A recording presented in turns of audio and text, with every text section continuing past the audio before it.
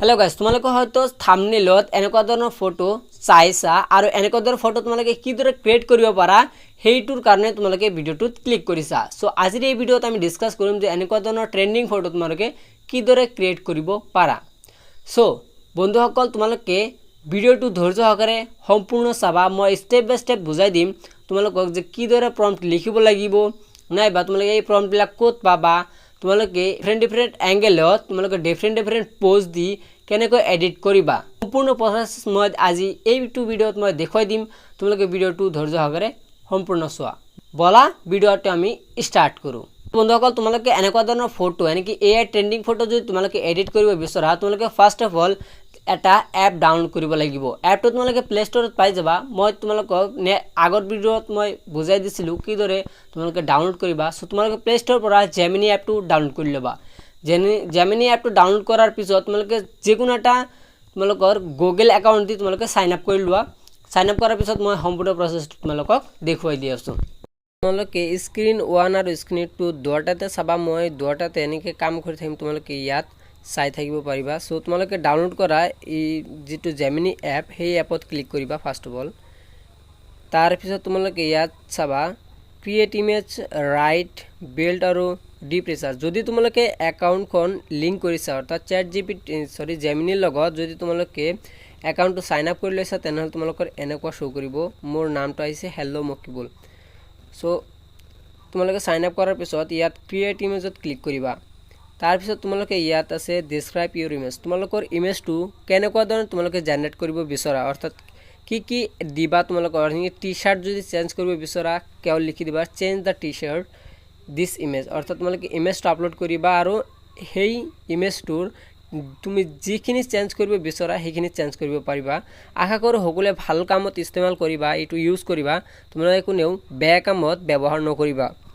So ইয়াত মই এটা প্ৰম্পট লিখি দি আছো মই এই প্ৰম্পটটো তোমালোকৰ ডেসক্ৰিপচনত লিংকটো দি দিম তোমালোকে এই প্ৰম্পটটো তাৰ পৰা কপি কৰিব পাৰিবা মই ইয়াত প্ৰম্পটটো লিখি লৈছো মই লিখি থকা প্ৰম্পটটো ইয়াত কপি পেস্ট কৰি দিছো ইয়াত চোৱা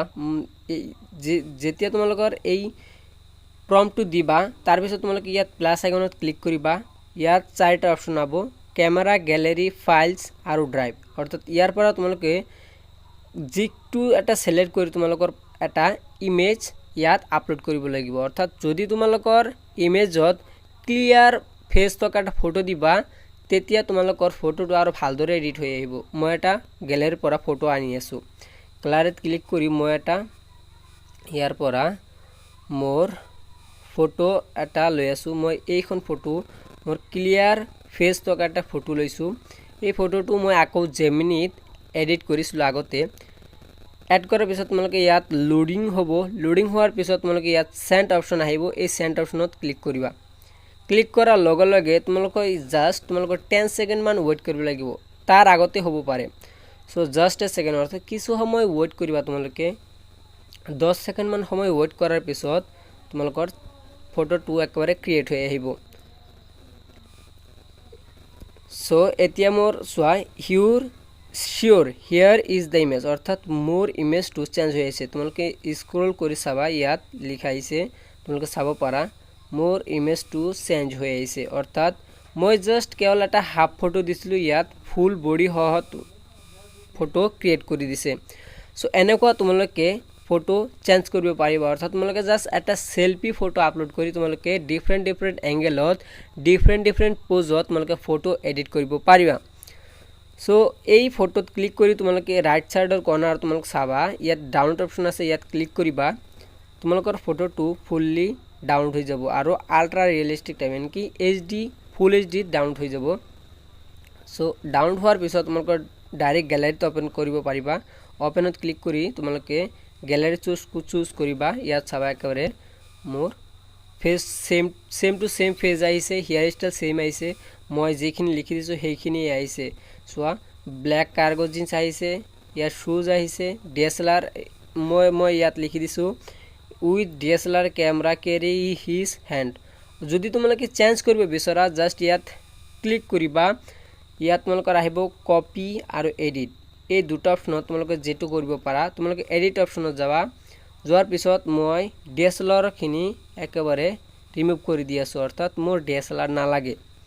চ' মই DSLR এতিয়া ৰিমুভ কৰি দিছোঁ। এতিয়া মোৰ DSLR নালাগে। এতিয়া চাওক কেনেকুৱা ধৰণৰ ফটো আহে। চ' চেণ্ড অপশ্যনত আকৌ ক্লিক কৰিলোঁ। ক্লিক কৰাৰ পিছত কিছু সময় ৱেইট কৰিবা।